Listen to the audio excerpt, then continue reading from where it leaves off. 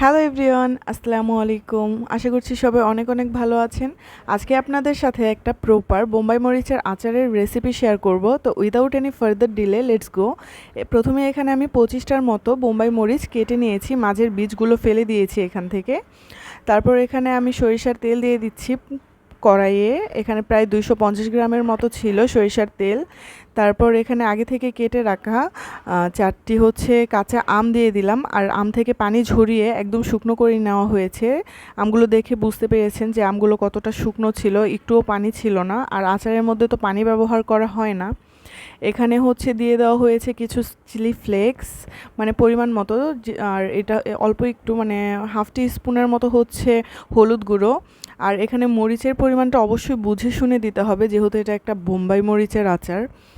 তো তারপর এগুলো একটু ভালো করে নেড়ে চেড়ে মিশিয়ে নিচ্ছি, আর আমগুলো একটু তেলের মধ্যে ভেজে নিচ্ছি।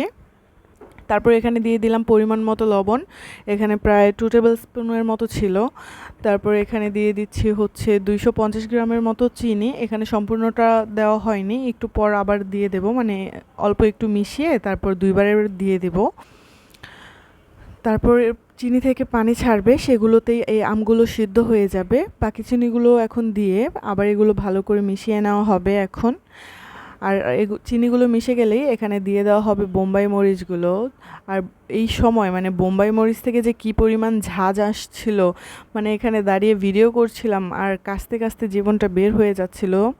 তো তারপর এগুলো সব কিছু আবার ভালো করে মিশিয়ে তেলের মধ্যে ভেজে নেওয়া হবে সব কিছু একসাথে।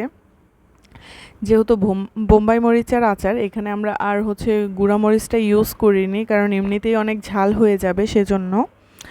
তারপর সব কিছু একটু ভালো করে ভেজে নিয়ে, মানে সময় নিয়ে অল্প আঁচে ভেজে নিয়ে এখানে একটু চেক করে নিচ্ছিলাম যে আমটা ভালো করে সেদ্ধ হয়েছে কি না, কিন্তু দেখা গেল যে আমটা এখনও সিদ্ধ হয়নি।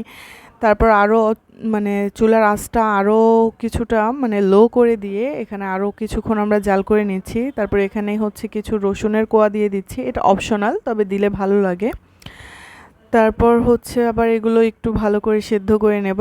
আমাদের আচার প্রায় কমপ্লিট হয়ে এসেছে, এখন শুধু আমাদের পাঁচফোড়ন আর ভিনেগার দেওয়া বাকি। তো এখন আমরা দিয়ে দিচ্ছি পাঁচফোড়ন। ও আরেকটা কথা, এখানে পাঁচফোড়নের সাথে আমরা আর কোনো শুকনো মরিচ মিক্স করিনি, যেহেতু আচারটা অনেক ঝাল হয়ে যাবে। তারপর এখানে আমি প্রায় আধা কাপের মতো ভিনেগার দিয়ে দিচ্ছি আচারটা সংরক্ষণের জন্য।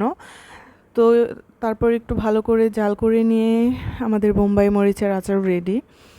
আর এখানে কী পরিমাণ যে লোভনীয় লাগছিল দেখতে, আর খেতেও অনেক অনেক মজা হয়েছে। মানে ঝাল হয়েছে, তবে যেহেতু চিনি দেওয়া হয়েছে অনেক পরিমাণ, সো এতটাও ঝাল মুখে লাগেনি। আর রসুনের কোয়াটা তো আরও বেশি ভালো লেগেছে। আর এই আচারটা আপনারা মুড়ি, খিচুড়ি যে কোনো কিছুর সাথে খেতে পারেন, আর আমি বলবো অবশ্যই ট্রাই করবেন।